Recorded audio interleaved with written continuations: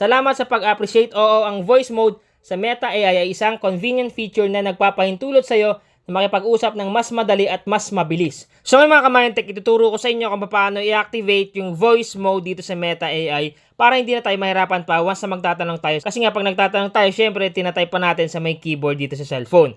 Ngayon i-activate natin dito yung voice mode para magsasalita na lang tayo. Automatic isisend na lang natin sa Meta AI at sasagutin niya tayo. So make sure lang na panoorin yung video nga matapos para malaman nyo step by step kung paano i-activate yung voice mode dito sa Meta AI sa Messenger. So bago ang lahat, kung hindi ka pa nakafollow sa aking bagong Facebook page, pakifollow naman yung Facebook page ko na Mindtech. Pakifollow na lang para lagi kayong updated sa mga bagong post and videos na ipopost natin sa YouTube at sa ating bagong Facebook page. So ngayon ang una natin gagawin muna is kailangan muna natin i-update yung ating Messenger application in case man na hindi pa updated. So mga ka-Mindtech, lagi kong pinapa-update ang inyong Messenger application para pag may mga bagong features, may mga bagong settings, mga bagong updates, automatic magkakaroon ang inyong Messenger sa inyong device. So ang gagawin nyo lang, pumunta lang kayo sa Play Store, click nyo lang tong Play Store, then pumunta kayo sa may search bar sa baba, click mo lang yan, click mo lang tong search bar dito at itype mo lang yung Messenger.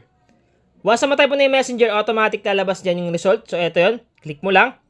Once na may nakita ditong update, i-click mo lang yung update. Pagtapos na, i-open lang natin. Click open. So ngayon ituturo ko sa inyo kung paano i-activate yung voice mode dito sa Meta AI. So by the way mga ka-Mindtech, kung wala pa kayong Meta AI, make sure lang na sundin nyo yung mga past videos ko kung paano magkaroon ng Meta AI sa inyong Messenger. So alam ba, meron yung mga kaibigan nyo, sabihin nyo lang sa kanila na i-share sa inyo yung Meta AI. So para ma-share, ang gagawin lang nila, sabihin mo sa kanila, i-click lang nila yung Meta AI nila, then click nila yung letter I sa may bandang taas sa kanan. Pag naklik nila sa may baba, may makikita kayo dyang Share AI. So ang gagawin lang nila, i-click lang nila yung Share AI at i-share sa inyo para magkaroon kayo ng Meta AI. So ngayon ituturo ko na sa inyo kung paano i-activate yung voice mode. So ang gagawin nyo is pumunta lang kayo sa may Meta AI nyo sa Messenger.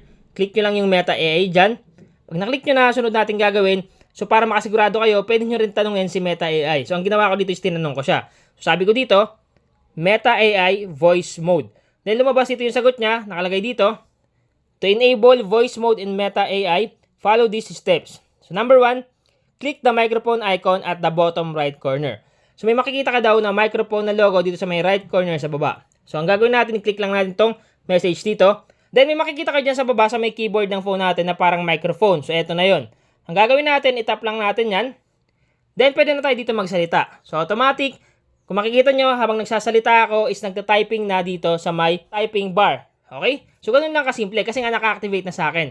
Pero kung hindi pa sa inyo naka-activate, ang gagawin nyo lang is i-tap nyo lang yan at may lalabas dyan na permission. So, ang gagawin nyo is i-allow nyo lang para makapag-record siya dito ng inyong boses at ma-activate yung voice mode dito sa Meta AI. So, kung mapapansin nyo habang nagsasalita ako dito is nagta-type siya automatic. So, napakabangis. So, delete muna natin.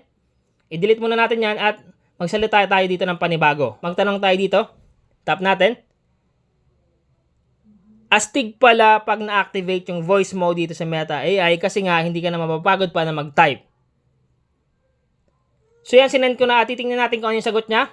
Yan, sabi niya, salamat sa pag-appreciate. Oo, ang voice mode sa Meta AI ay isang convenient feature na nagpapahintulot sa iyo na makipag-usap ng mas madali at mas mabilis. So mga ka-Mindtech, mabilis nga talaga kasi nga pag click mo lang itong microphone dito at magsalita ka lang, ang gagawin mo lang sunod is isisend mo na lang siya at sasagutin ka agad ng Meta AI. So hindi ka na mahirapan pa na mag-type dito ng mano-mano kasi nga boses mo lang yung gagamitin, mare-record na dito at pag na-record na is automatic magta-type siya, ita-type dito at isisend mo na lang sa Meta AI. So ganun ka-convenient talaga pag na-activate mo yung voice mode dito sa Meta AI sa Messenger para makapagtanong ka sa Meta AI ng mas mabilis at convenient. So kung natulungan ka ng vlog ko ngayon, pakishare naman sa inyong mga kaibigan, tropa, kamag-anak, kapuso at kahit ano mo pa yan. I-share mo din sa kanila para malaman din nila kung paano i-activate yung voice mode dito sa may Meta AI.